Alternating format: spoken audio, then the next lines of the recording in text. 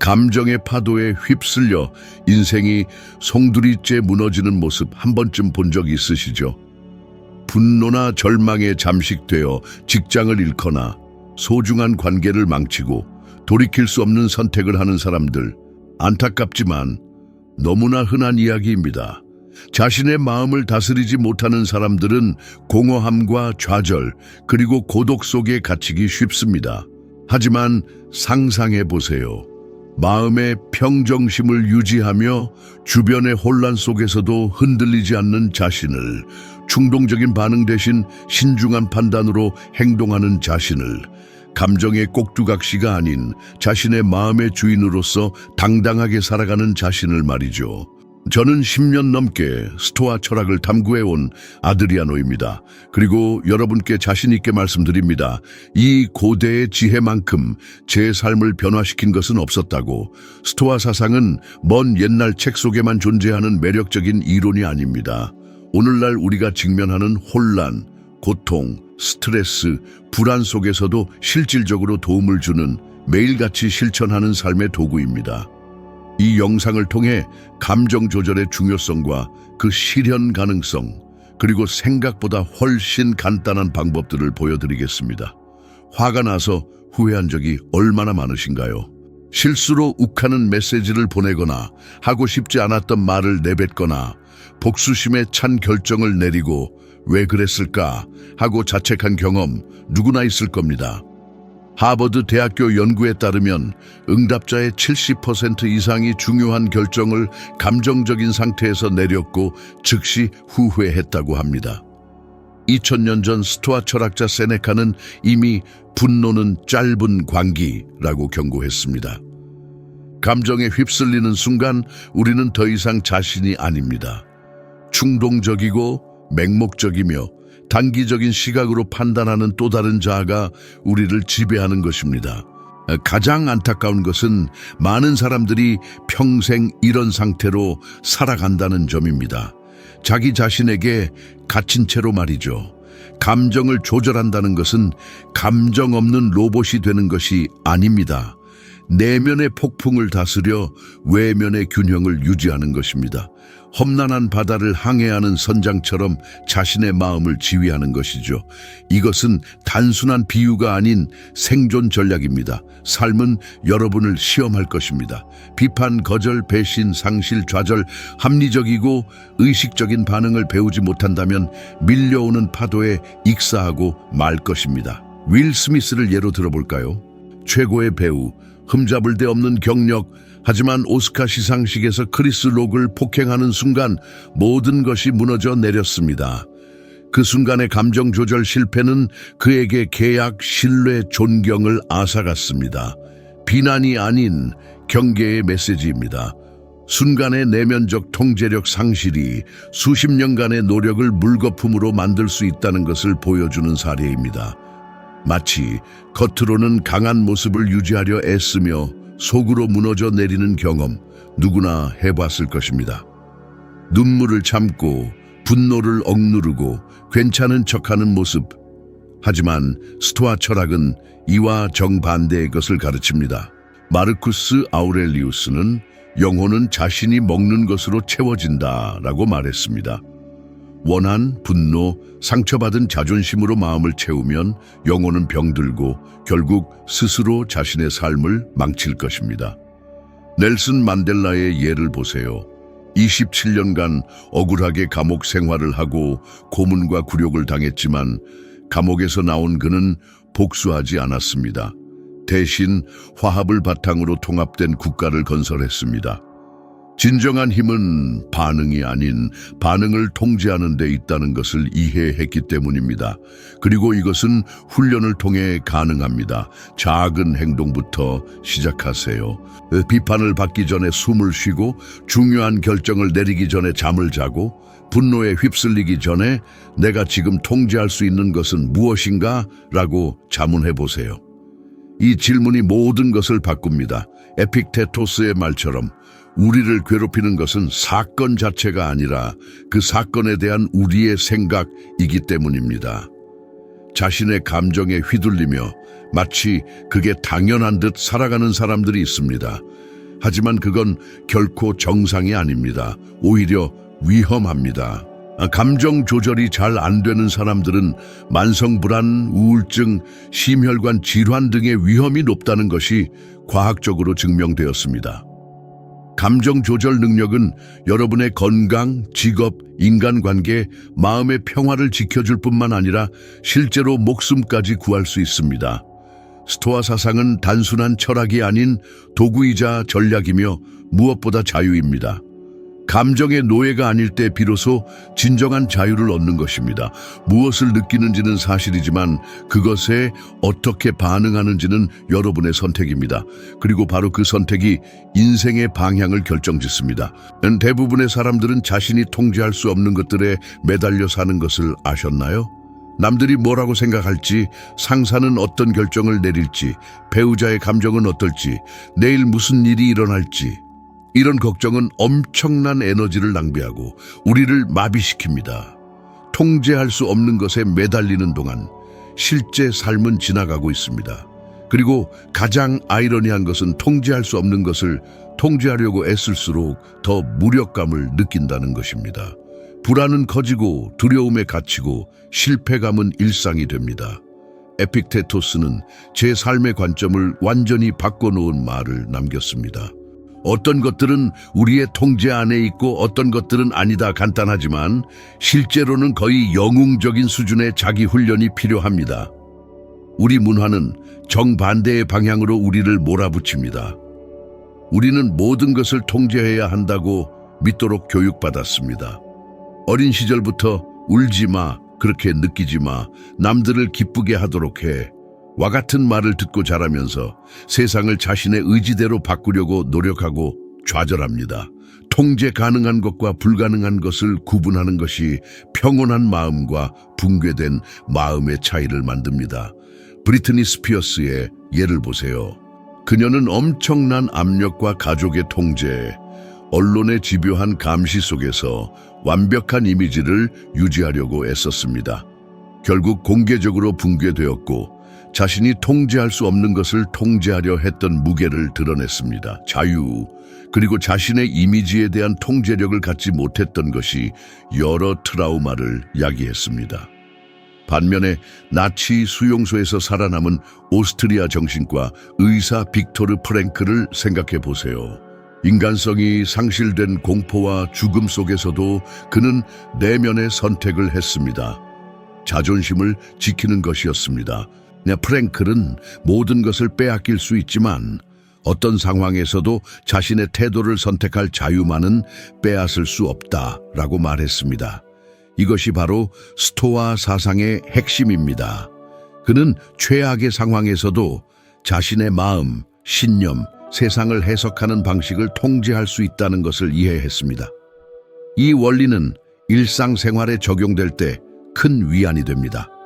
교통체증에 갇히거나 누군가 당신을 무시했나요? 그것은 당신의 통제 밖에 있습니다. 하지만 당신의 반응은 당신의 손에 달려 있습니다. 상사가 불공정하거나 날씨가 변하거나 정치가 혼란스러워도 그것은 당신의 직접적인 통제 대상이 아닙니다. 하지만 당신이 어떻게 행동하고 그 사건을 어떻게 해석할지는 당신의 책임입니다.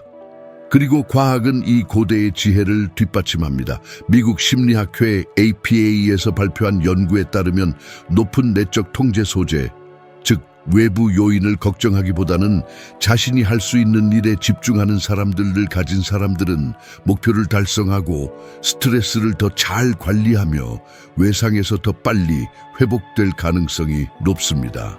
스토아 사상은 과학이 수많은 연구를 거쳐 확인한 사실을 이미 오래전에 말하고 있었던 것입니다.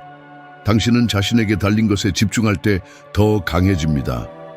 다른 사람의 태도, 인정, 사과, 자신의 가치를 알아주기를 기대하며 얼마나 좌절했나요? 그런 일이 일어나지 않았을 때 남은 것은 무엇이었나요? 상처, 원망, 실망감이었습니다. 하지만 스토아 사상은 비현실적인 기대를 하지 않습니다. 옳은 일을 하고 통제할 수 없는 것은 내려놓으라고 가르칩니다. 마르쿠스 아우렐리우스는 당신은 외부 사건이 아닌 자신의 마음을 통제할 수 있다. 이것을 깨달으면 힘을 얻을 것이다 라고 했습니다. 이것은 해방적인 실천입니다. 무언가 당신에게 영향을 미칠 때마다 이것은 내게 달려있는가 라고 스스로에게 질문하세요. 그렇다면 행동하고 그렇지 않다면 받아들이세요. 이는 체념이 아니라 가장 순수한 형태의 감정적 지능, 즉 성숙함입니다. 그리고 바로 이것이 오늘날 부족한 것입니다. 우리는 반응하고 이야기를 통제하고 타인을 바꾸려는데 중독되어 있습니다. 그리고 이 모든 것은 고통으로 이어집니다. 자신의 통제 안에 있는 것과 없는 것을 분리하는 것은 당신이 개발할 수 있는 가장 강력한 능력 중 하나입니다. 에너지, 눈물, 논쟁, 잠 못 이루는 밤을 절약해 줄 것입니다. 더 평온하고 집중력이 높고 무엇보다 자유로워질 것입니다. 통제할 수 없는 것을 내려놓으면 당신의 손에 달린 일에 탁월하게 행동할 공간이 생깁니다. 그리고 비로소 진정으로 삶을 변화시키기 시작하는 것입니다. 나는 원래 그래. 통제할 수 없어. 분노, 질투, 충동성, 불안, 마치 감정이 우리의 의지보다 더 강력한 힘을 가진 것 같습니다. 하지만 정말 그럴까요? 우리는 감정의 인질일까요? 아니면 감정을 다스리는 법을 배우지 못했을 뿐일까요? 스토아 철학은 감정 자체가 우리를 파괴하는 것이 아니라 감정에 대한 우리의 반응이 문제라는 것을 가르칩니다. 세네카는 일이 어렵기 때문에 우리가 감히 하지 않는 것이 아니라 감히 하지 않기 때문에 일이 어려워지는 것이다 라고 말했습니다. 감정 조절에도 이 원리가 그대로 적용됩니다. 감정을 없애는 것이 아니라 그것은 비인간적입니다. 감정이 우리를 지배하지 않도록 마음을 훈련시키는 것입니다. 그리고 이것은 많은 사람들이 생각하는 것과 달리 개발할 수 있고 또 개발해야 하는 능력입니다. 사실 대부분의 사람들은 자신의 분노, 고통, 좌절을 다루는 법을 배우지 못했습니다. 남자는 울지 않는다, 여자는 감정적이다, 울음을 참아야 한다는 말을 듣고 자랐지만 자신의 감정을 직시하고 감정의 근원을 이해하고 의식적으로 어떻게 반응할지를 선택하는 법은 배우지 못했습니다. 그 결과 충동적인 반응, 감정적인 말다툼으로 깨진 관계, 통제 불능 상태에서 내린 결정들, 그리고 다른 방향으로 나아갈 수 있었던 삶들이 넘쳐납니다. 만약 그들이 자신을 다스리는 법을 배웠다면 말이죠. 카니에 웨스트의 공개적인 붕괴는 이성을 지배하는 감정의 결과를 분명하게 보여줍니다. 천재적인 재능과 비전을 가졌지만 잦은 감정 폭발, 불필요한 갈등, 그리고 그의 경력과 이미지를 위험에 빠뜨린 충동적인 결정을 내렸습니다.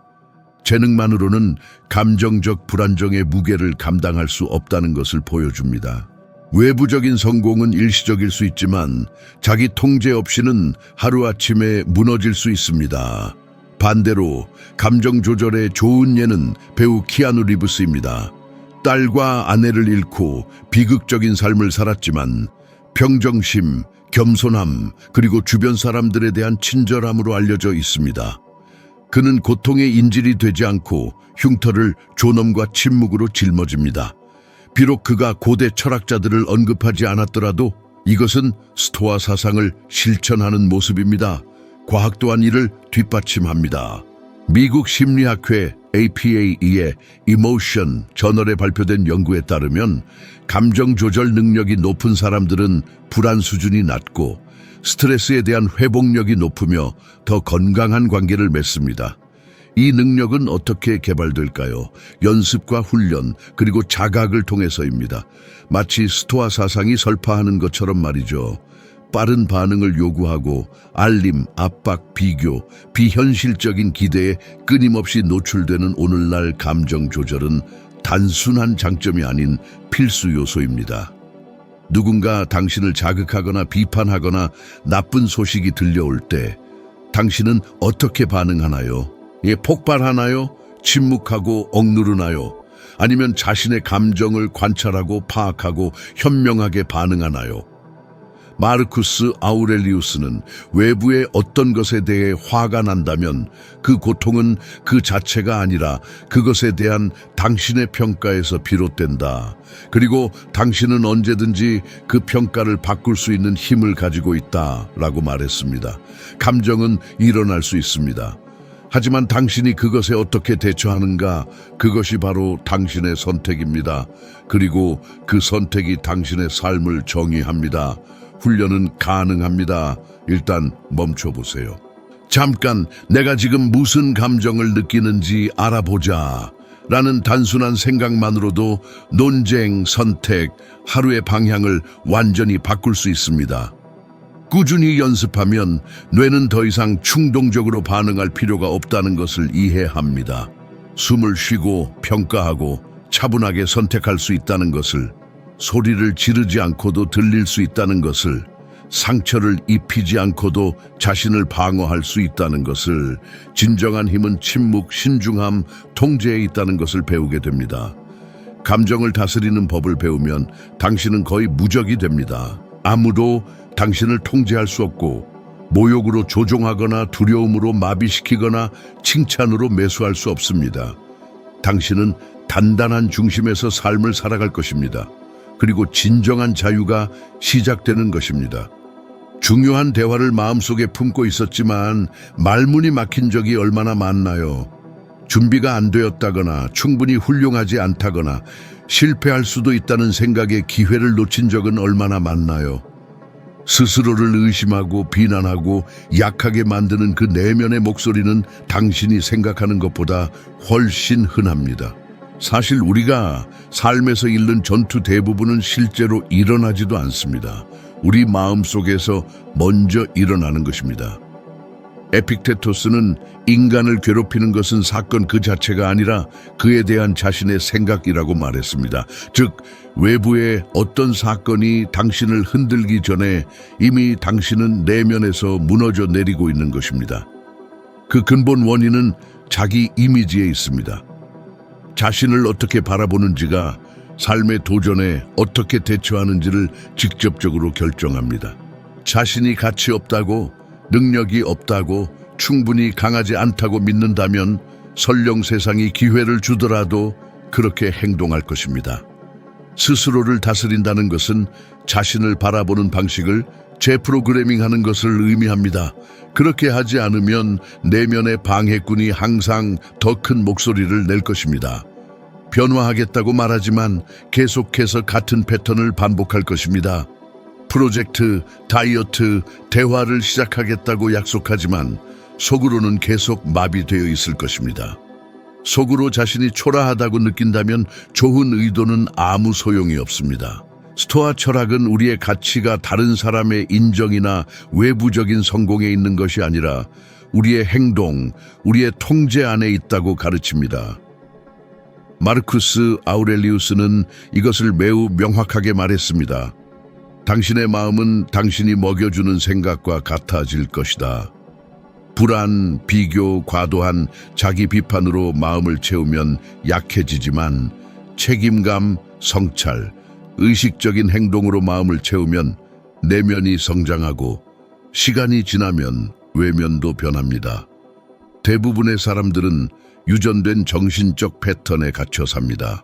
어린 시절 과도한 비판을 받았거나 격려를 받지 못했거나 실수는 실패의 징후로 여겨지는 환경에서 자랐습니다. 그리고 오늘날 그들은 보이지 않는 짐을 지고 완벽하지 못한 자신을 탓하며 살아갑니다. 하지만 완벽한 사람은 없습니다. 성장하는 사람과 정체되는 사람의 차이는 실수가 아니라 그 실수를 어떻게 처리하는가에 있습니다. 에이미 와인하우스의 경우는 이를 보여주는 좋은 예입니다. 천재적인 아티스트였지만 깊은 고통, 낮은 자존감, 그리고 끊임없는 자기 파괴로 가득 찬 마음을 가지고 있었습니다. 그녀는 재능에 굴복한 것이 아니라 평생 동안 쌓여온 왜곡된 자기 이미지에 굴복한 것입니다. 가슴 아프지만 현실입니다.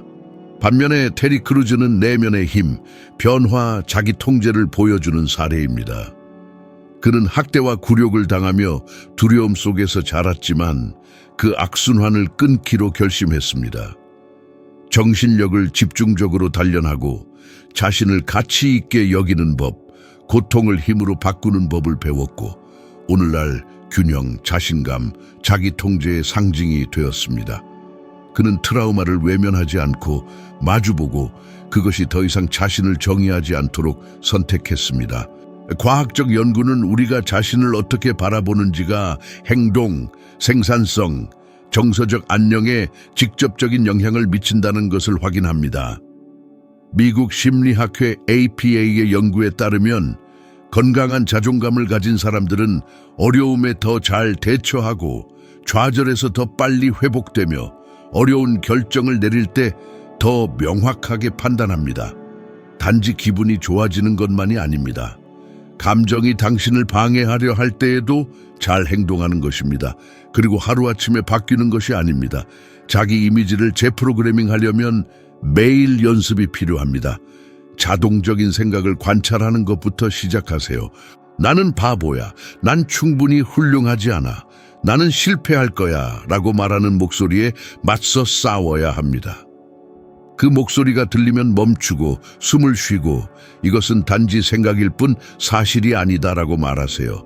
그리고 행동하세요. 두려워도 행동하세요. 자기 이미지를 바꾸는 유일한 방법은 자신이 할 수 있다는 증거를 쌓는 것입니다. 공허한 설득이 아니라 내면의 증거입니다. 스토아 철학은 진정한 힘은 당신이 통제할 수 있는 것, 즉 당신의 마음, 선택, 행동에 대한 책임을 지는 데 있다고 가르칩니다. 이것을 이해하면 모든 것이 바뀝니다. 인정을 기대하지 않고 다른 사람들과 비교하지 않고 내면에서 당신이 되고 싶은 사람을 만들기 시작합니다. 가장 강력한 통제는 바로 자기 자신을 다스리는 것입니다. 그리고 사실 아무도 당신에게 강해질 권한을 줄 필요가 없습니다. 그 권한은 이미 당신에게 있습니다. 오랫동안 당신의 마음속에서 이야기되어 온 낡은 이야기를 믿지 않기만 하면 됩니다. 당신은 당신의 두려움이 아니고 당신의 실패가 아닙니다. 당신은 지금부터 당신이 되기로 결정한 존재입니다. 당신은 모든 일을 통제할 수는 없지만 당신 내면에서 일어나는 모든 것을 통제할 수 있습니다. 이것이 바로 핵심입니다. 감정을 다스리고 반응하는 대신 대처하고 혼란 속에서도 차분하게 자세를 유지할 때 당신은 흔들리지 않는 존재가 됩니다. 그리고 이것은 시가 아니라 실천이고 정신적인 훈련이며 행동하는 지혜입니다. 오늘부터 이것을 실천하는 것은 자유로움으로 이어집니다. 다른 사람의 기분, 뉴스, 비판, 두려움, 불안에 휘둘리지 않고 자신만의 이야기의 주인공이 될 수 있습니다. 자기 통제를 훈련할수록 내면은 더 성장하고 외부의 어떤 것도 당신을 흔들 수 없게 될 것입니다. 이 영상까지 시청해 주신 여러분께 진심으로 감사드립니다. 다음 영상에서 만나요.